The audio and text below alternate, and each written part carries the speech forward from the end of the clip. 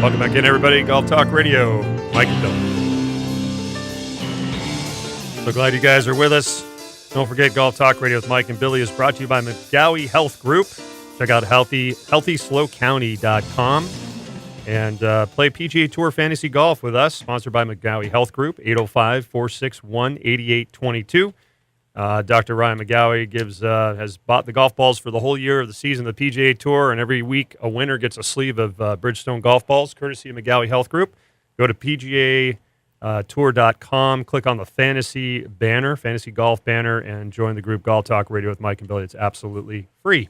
This just in, for people who listen regularly, I switched my dark horse to Kevin Kistner. You're flopping? But I'm keeping, my heart is still with Austin Cook. But he's brand new. First time there, you guys. You don't want to put too much pressure on him. Yeah, I don't want to whammy. I like Kistner. So Kistner is. I like him a lot. So we're going to go to the phones here in just a second. We got the amazing Nikki Gatch joining us from the PGA of America. Nikki, are you with us? I'm with you, Billy. It's good to hear your voice, Nikki. How are you? I'm good, thanks. I know you're on a radio tour, going around from station to station, so we appreciate you taking the time. Before we talk about the PGA Junior League and all the amazing stuff you do, if you'd like to share it with the listeners, anything about you, where you hailed from, your background, anything like that, that you can let the listeners get to know you better? Sure. Cool. Well, I've kind of been a golf baby. My father was and still is a PGA golf professional, so I really kind of grew up around the game. It was a great way to grow up. And what was great is that my dad never pushed the game on me. I always had wonderful opportunities. And I think that's really probably why I ended up doing this for a living and still love the game. I was never pushed. I was afforded a lot of opportunities but was never pushed into it. But grew up playing junior golf and all of that, and went on to play in college. Was really fortunate to get a college scholarship. I'm glad I played at the time I did, because I don't know with the level of play right now. Don't know if I would have gotten a college scholarship. So it's been nice to see how things have progressed in that way. But played at Oklahoma State University, so that was again wonderful experience. And, after school, I always, certainly like most people in golf, had aspirations of being a professional on tour and, wanted to be the next Nancy Lopez. And obviously that didn't happen, right?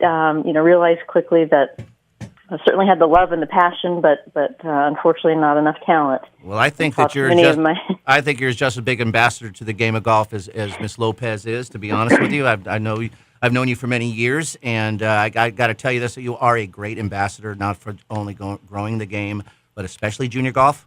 And so I applaud you, and I thank you for that. Well, thank you. Yeah, thank you. That means a lot. Well, it's the truth. I've watched you in action for many years, and you are a true ambassador to the game. So I know that about this PGA Junior League. I just saw an email. There's these 4 great opportunities for young people, and one of the top of the list was the PGA Junior League. And I know this is a big part of your life right now. Can you tell us what the PGA Junior League is and give us a little history on it? Sure. Well, PGA Junior League is really sort of our version of team sports, or our version of Little League Baseball, if you will. We started the program, or it was started, I should say, back in 2011 as just a pilot program in about 5 or 6 cities nationwide. Luckily here in Southern California, San Diego was one of those pilot cities. And really the concept with it is team golf, right? I think that's really kind of been what's missing with our game. It is obviously an individual sport, but I think the reason not enough young people take it up is because it's not a team sport, right? They see all their friends sort of migrating to soccer or to baseball or whatever it might be, just because that's what everyone at the school is doing and that's what all their friends are doing. And it's a lot less intimidating to be on a team, right? And you have fun, and you have uniforms, and you have a coach, teammates. Exactly. Yeah. Well, and so that's essentially what we've created, but with golf. Well, I can tell you how well this creation is going. So you said it started in 2011 as a pilot. In 2017, they had 42,000 participants in the PGA Junior League. So, wow, again, we applaud you for that. And, you just mentioned one of my questions was going to be, and you just explained it, and we'll go in a little deeper, is that nowadays junior golfers do have a lot of competitive options, the AJGA, U.S. Kids, Drive Chip, but it's all individual. So what really makes the team, the PGA Junior League stand out is team play. What is the mission Is that what it is? Is the mission of the PGA Junior League? I read it. Well, really, I think overall, our mission with this is really to impact lives. We want to impact lives, as many lives as we can, these kids, their parents, their families, through the game of golf and certainly through PGA Junior League. Billy, I know you've been a captain for a couple seasons, and I actually have served as a captain, and I've had my son participate. So I've been able to see this program in a few different lenses, not only for what I do sort of on the admin side of things and coordinating all of it, but again, from a parent standpoint, watching my son who really got discouraged playing individual junior golf, to really sort of blossoming. And now he has sort of a newfound passion for the game, is even considering trying out for the high school team next year, and seeing how he sort of mentored some of the younger kids on the team. And then seeing it from a captain standpoint, seeing the kids come out and, our first year we were definitely the bad news bears. I mean, we were just wanting to get kids involved, and some of them had never really played much on the course. And I'm thinking, oh my goodness, this is going to be a long season. But with the format we use, which is a 2-person scramble, we all know scrambles are fun and a lot less intimidating. And, it's a lot easier to hit a shot when you've got your friend right next to you that's going to hit one as well that you can use. And, it was so awesome to see these kids blossom and really learn the game, and to see what changed in that 6 to 8 week time span with these kids was really, really unbelievable and really impactful. So, yes, certainly we're trying to grow the game. We're trying to show these kids and these families, how wonderful our game is. And if this is a way to get them in, it is a game, right? So everyone wants to compete at some level. And this allows them to sort of, I like to say, sort of learn the game and compete at the same time. Now, we obviously see all kinds of different skill levels, right? You've got some kids, like I just explained, like our team, where this was really kind of their first introduction to anything competitive with golf. And then you've got teams that, we have a whole postseason, similar to Little League World Series, if you will. We have a national championship.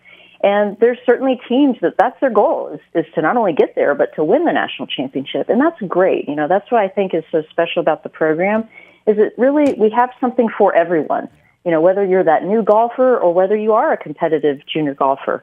It really sort of brings everyone together. What's cool, too, and as you're right, I've been captaining teams for the last few years, and that I'm a big part of with the First Tee, and our missions are very similar. The appeal for both the players and the parents, I thought, immediately was awesome. The parents just dug this thing.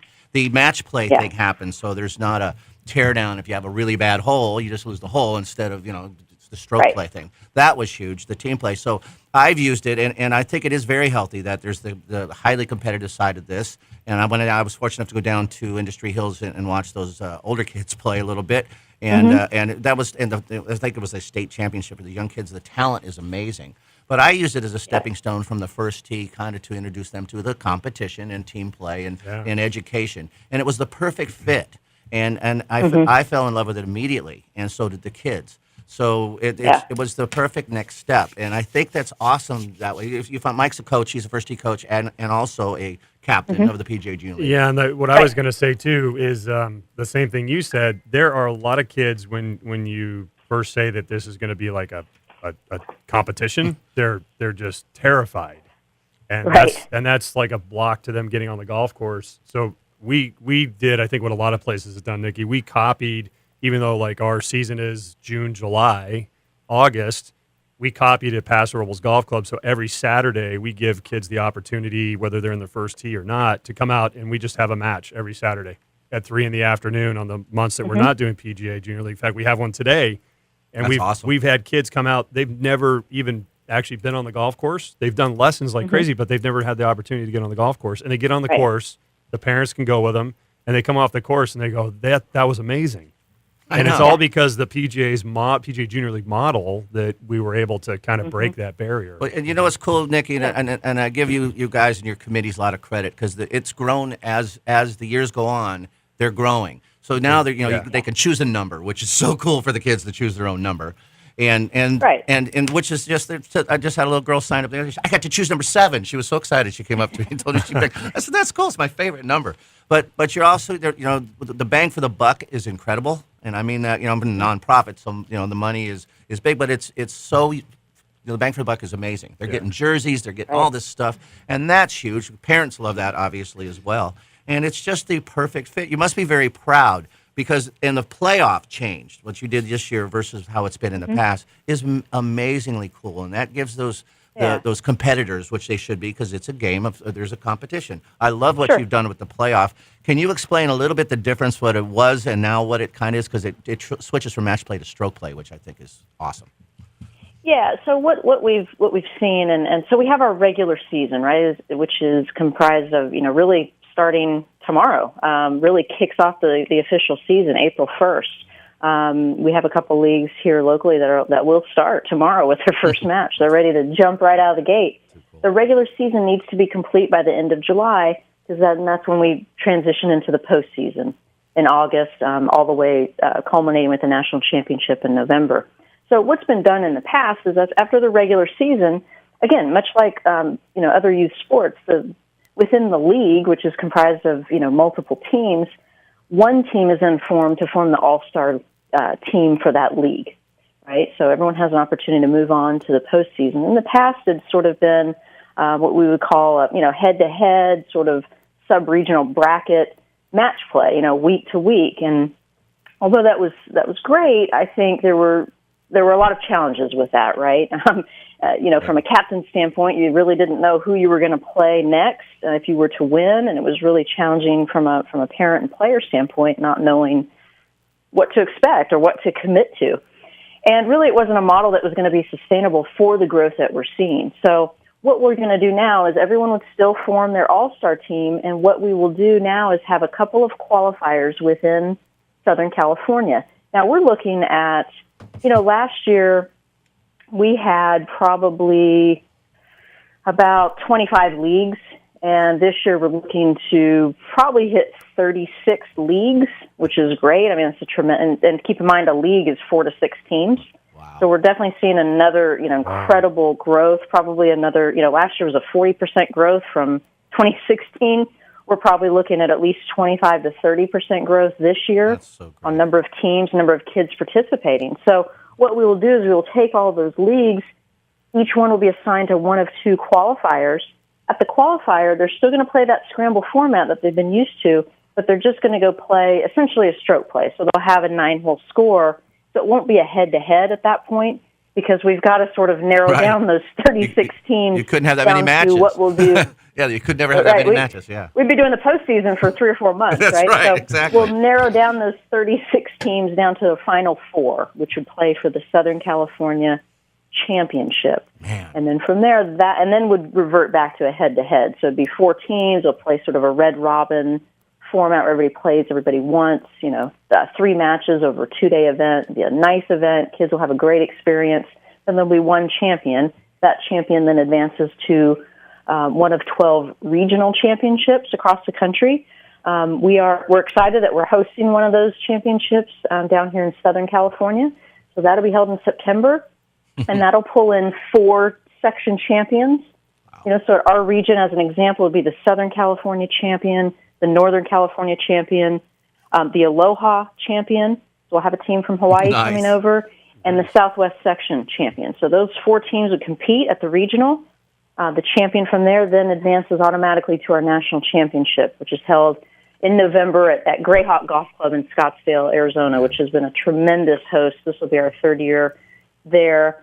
They've signed. They're going to be the host for the NCAA men and women's. They host, AJGA events. They're very, very supportive of junior and amateur golf, and just a wonderful experience. The event is televised on the Golf Channel, which is really cool. It's not live, but we do show a couple weeks after the event, sort of a recap of the event, and it's great, and that's high-level competition. That is the best of the best. It is so cool, man. 12 teams. Yeah, and I get goosebumps. We only have a minute or two. I didn't mean to cut you off, but I know we're going to get cut off. Nationally, it's going to cut us off anyways. But you must pinch yourself, because this was just brand new, and look at what's going on now. And as I said, you're an ambassador. Is this and somebody typed in the ages. It's 13 and under is the ages. 13 and under. We don't set a minimum age. We leave that up to the captain. But we've also started, Billy, as you know, that 16 and under league. So for those kids 14 to 16 that are looking to continue, we do have a separate division for them. Right now, there's no postseason for that age group, but there's at least opportunity for those kids to keep playing. And so for the people listening, we have people listening from all around the country and the world. What's the best way to find a team? What do they do? Yep. So go to our website, which is pgajrleague.com. You can search, put in your zip code and search a certain mile radius, and you'll find every team, every facility that is offering a team, and you can sign up. Registration's been going on for a couple months. Again, now's the time to sign up. Most leagues will start in the summer, but a lot of leagues, like I said, are starting earlier, starting April and May. So cool. Now's the time to sign up. Well, Nikki Gatch from the PGA of America, thank you for all you do for the growing of the game and for the PGA Junior League and all the exciting things happening. I appreciate your time. Now, I know you're off to another show, so thanks, Nikki. So enjoy your tour. Billy and Mike, thank you guys. Thanks for all you do as PGA professionals. Appreciate the sport. Thank you. Thank you, Nikki. Bye, Nikki. Take care. Bye-bye. All right, that's Nikki Gatch with PGA Professional and with the PGA Junior League. You can type in on Google, type in PGA Junior League. Like she said, you'll find a site somewhere near where you live because we have people listen all over the world to the show. We got to take our last break. I got to remind you guys that Golf Talk Radio is brought to you by Orange Whip, OrangeWhipGolf.com. We have another drawing with them, which is to win Orange Whip, Orange Whip, full whip, on Saturday, May 5th. So all you got to do is go to golftalkradio.com, fill out the trivia winner form, and you're entered. That's it. We'll have the drawing on Saturday, May 5th. So check out orangewhipgolf.com. You're listening to Golf Talk Radio with Mike and Billy right here on the Golf Talk Radio Network. Stay with us.